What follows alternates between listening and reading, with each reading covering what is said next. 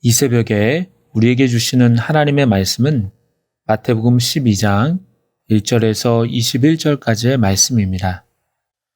제가 가지고 있는 성경책으로 신약 17쪽에 있습니다. 하나님의 말씀을 받들어 읽겠습니다.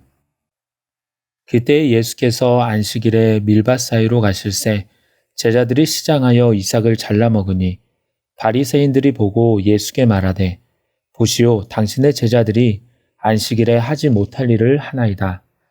예수께서 이르시되 다윗이 자기와 그 함께한 자들이 시장할 때에 한 일을 잃지 못하였느냐.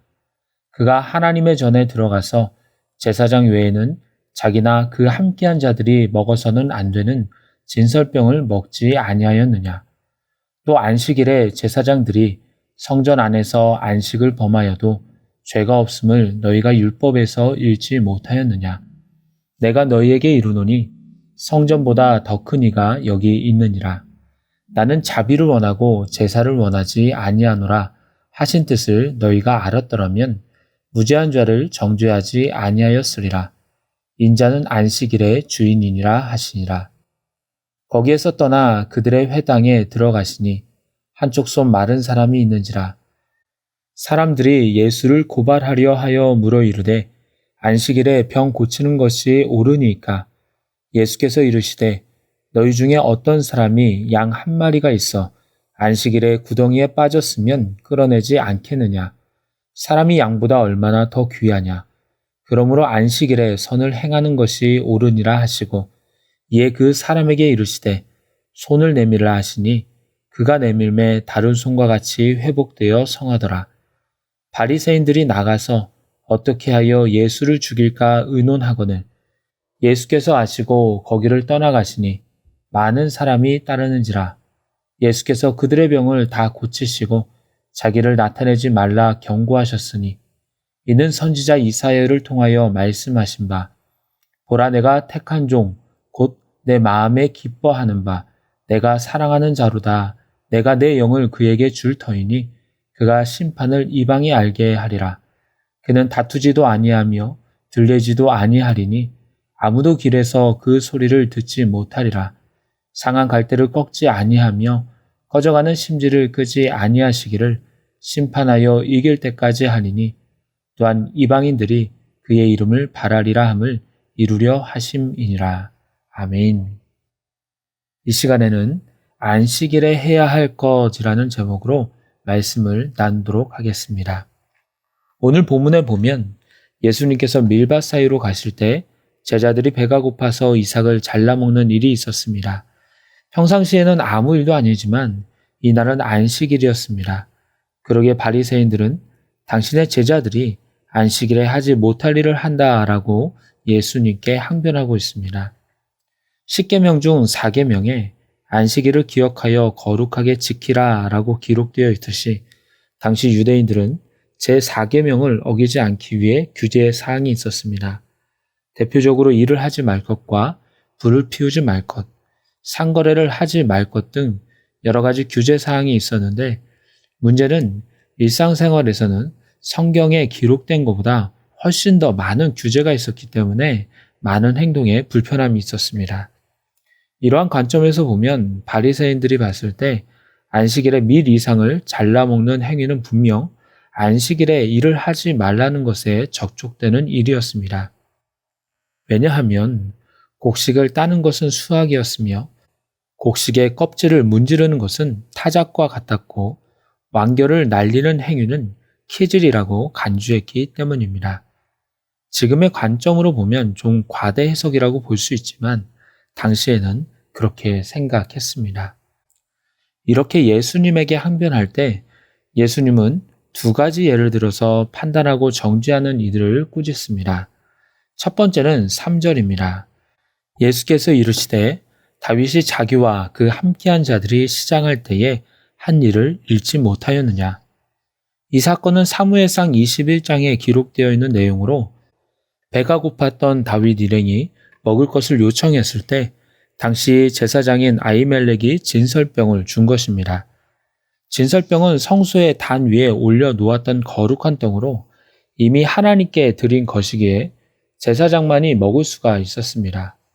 다른 사람이 먹으면 안 됐습니다. 하지만 당시의 성경은 이것을 죄라고 여기지 않았는데 그것은 다윗이 이익이나 정욕을 채우기 위해서 먹은 것이 아니기 때문입니다.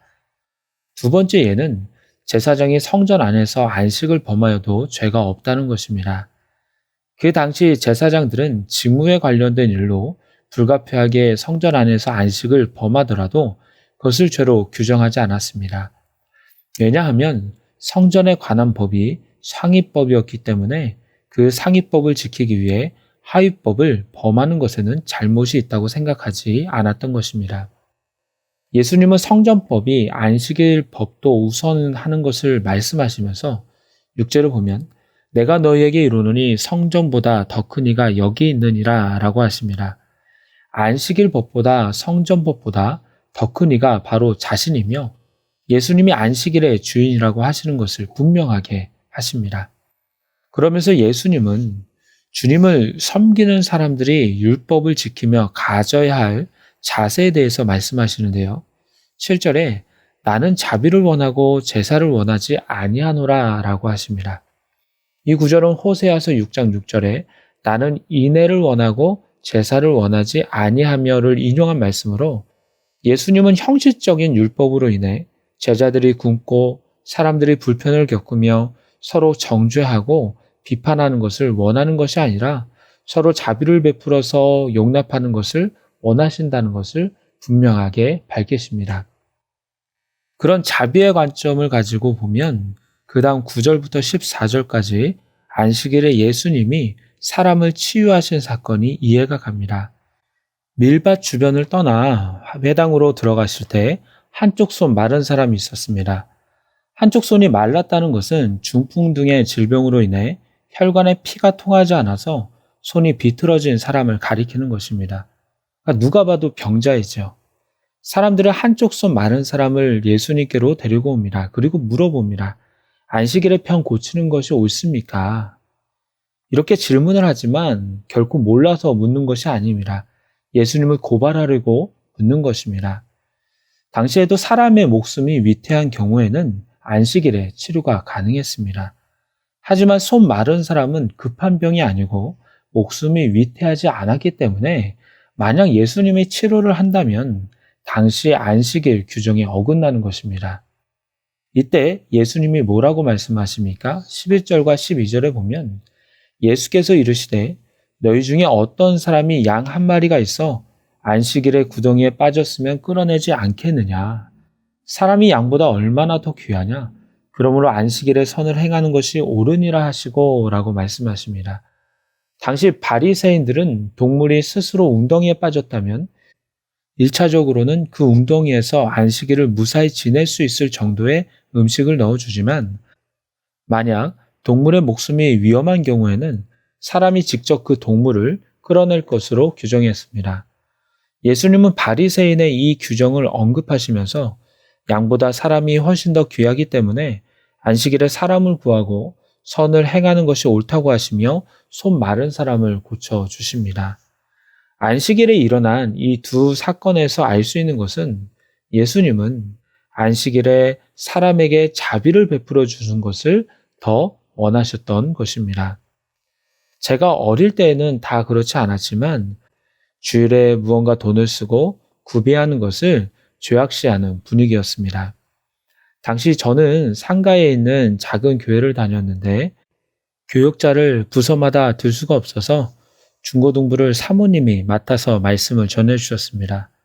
말씀 중간중간에 말씀을 잘 들었나 확인하고 더 잘 듣게 하기 위해서 퀴즈를 내시고 초콜릿을 주셨던 기억이 납니다. 이게 문제의 발단이었는데요. 어느 날 사모님이 주일에 상가 지하 1층에 있는 슈퍼에서 초콜릿을 사가지고 퀴즈 선물로 주셨는데 물건을 사는 것을 성도님이 보셨습니다. 그러면서 이 일을 문제로 삼았습니다. 주일에 초콜릿을 샀다는 것이죠. 주일에 돈을 썼다는 겁니다. 그게 큰 문제까지는 아니었지만 그것 때문에 이런저런 얘기가 돌았던 것이 기억이 납니다. 오늘 말씀에 비추어 본다면 물론 토요일에 초콜릿을 준비해서 주면 좋죠. 하지만 그렇지 못했을 경우라도 크게 잘못한 것은 아니라는 그런 생각이 듭니다. 주일학교 선생님인데 아이들이 아침 안 먹었다고 배가 고프다고 하면 선생님 햄버거 사주세요 라고 할 수 있습니다. 그러면 애들하고 친해지고자 또 애들이 좀 잘 나오라고 전도하라고 반의 사기와 부흥을 위해서 햄버거 사줄 수 있습니다. 돈을 쓸 수도 있습니다. 자비와 선행을 베푸는데 안식일의 규정을 근거로 자비를 죄악시 여긴다면 그것은 하나님의 뜻이 아니라는 것입니다. 15절부터는 예수님께서 많은 병을 고쳐주신 일을 기록하고 있는데요. 여기에서 예수님은 이해할 수 없는 말씀을 하십니다. 16절에 보면 자기를 나타내지 말라고 경고하십니다. 알려야지 예수님이 메시아인 것이 드러나는데 알리지 말라는 것입니다. 왜 그렇습니까? 예수님은 당시 본인이 하나님의 아들이며 메시아인 것을 분명하게 말씀하셨지만 동시에 유대인들이 생각하는 메시아상을 경계하셨습니다. 그들은 메시아가 나타나면 왕과 같이 군림하면서 정치적 해방, 즉 로마로부터의 해방을 가져다 줄 것이라고 여겼습니다.